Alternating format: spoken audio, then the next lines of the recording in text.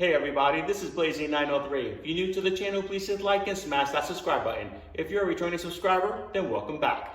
In this video, I'm going to be sharing my likes and dislikes of my brand new 2020 Hyundai Sonata Limited. So without further ado, let's jump right into it. So I'm going to start this video with the 5 things that I love about this car, and then immediately go into the things that I dislike about this vehicle. So number 5 on the list of things that I love about this car has to be the looks. I think Hyundai knocked it out the park with their modern interpretation of what a family sedan should look like. Not only did they create a beautiful exterior, they also did just as good of a job, if not better, on the interior. And here you can see a little bit of the ambient lights. So number 5 on my list has to be the looks of the vehicle. The 4th thing that I love about this vehicle is that it does not have that annoying engine auto shut off at a red light, where in other vehicles that I've owned, I've had to shut that feature off every single time. This car doesn't have that, and I don't have any evidence to support this. This is merely my opinion, but I can't imagine that that feature would be good for any engine, as it continuously turns the engine off and turns it on. And I would imagine, again, can't support it, but I would imagine that that's going to simply cause more wear and tear on the engine anyway. So I'm grateful that this vehicle does not have that feature. And while I have the hood open, this is a great segue to the 3rd thing I love about this vehicle, and that is the peppy engine and transmission combination.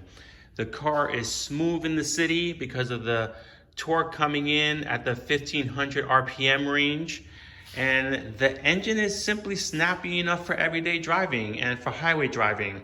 Now, this is coming from a previous Corvette owner and a previous Mercedes CLS owner.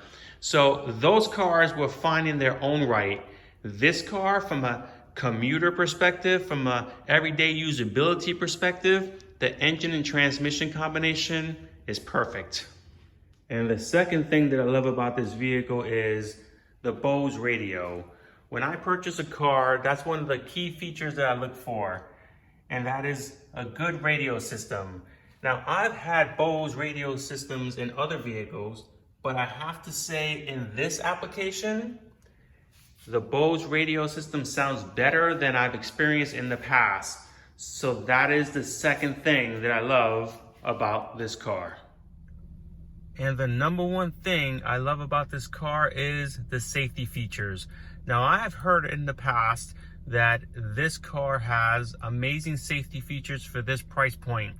I call BS on that one, because the fact of the matter is this car has amazing safety features at any price point. It is comparable to the car that I traded in for this one, which is a 2019 Mercedes CLS. Literally comparable. The lane keep assist, the semi-autonomous cruise control, the car literally drives itself, unlike most cars on the road today. This car, cruise control and semi-autonomous driving, is one of the best in the business. But it also has safety features that are not offered in other vehicles. Like when you turn left, there's a little camera there letting you see who's in your blind spot. And the same thing applies for the other side.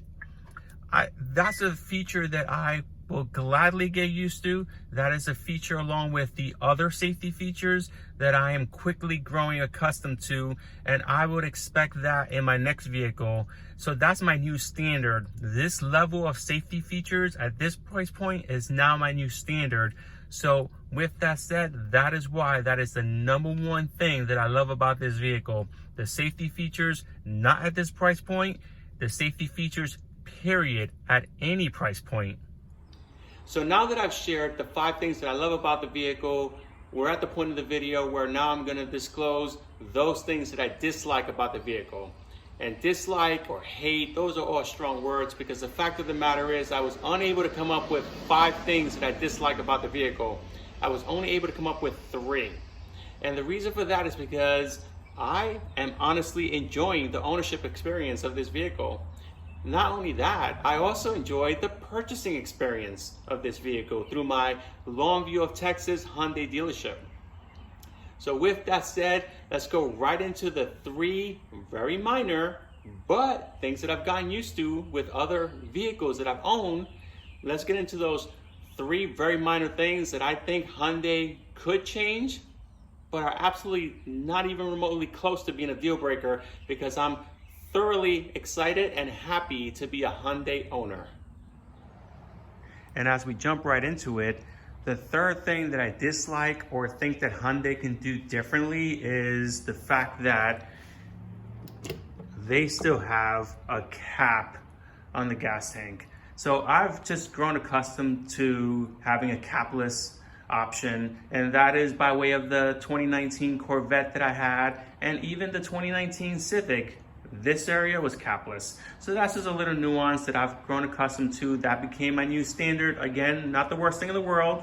And I know it sounds silly, but it's all subjective based on your experience, your car experience overall.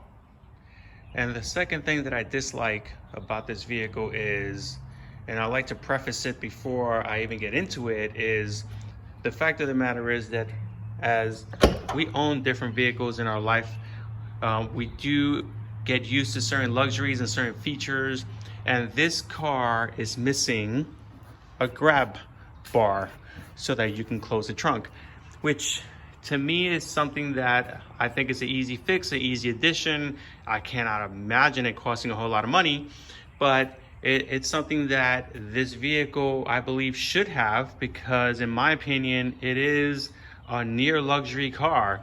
And unfortunately I do have to grab it from here, touch the paint, which I'm not a big fan of, and close the trunk. And that to me is an easy fix. Something, a little touch like that will go a long way. And in my opinion, something that Hyundai should incorporate when they do their facelift or refresher in the years to come. And yes, for those of you who saw my previous video on plastic dipping is doing very well. It's gone through several washes and still not an issue. So let's go ahead and start up the car, because the number one thing I dislike about this vehicle is actually in cluster here. So the number one thing I dislike about this vehicle is, although the gauge cluster is customizable, as you can see here, as I'm changing the buttons, I have grown accustomed to having audio settings here, or some kind of audio commands here. And that is simply not an option. These are your 3 options. So again, not a huge deal. It's just something to get used to, but I have grown accustomed to having audio settings here, and I liked having audio settings here and navigation here. But the way it's set up now, I just keep it there, and that's my navigation setting. And what I normally do here is keep that on the radio, which is reverse. Again, all of the 3 things I mentioned are nuances at best, because the car is really that good. And I have 0 regrets with buying this car over a Honda Accord and Toyota Camry. I am thankful and blessed that I went this route. With that said, those are the 3 minor nuances. Please let me know in the comments below, for those 2020 Hyundai Sonata owners, what have you experienced? What are your nuances? What are your dislikes? What do you think Hyundai can do better? And that concludes my video with the 5 things that I love about the vehicle and the 3 things that I think Hyundai could do a little bit differently. If you feel that I've left something out, please feel free to comment in the section below. And with that said, till the next one, drive safely.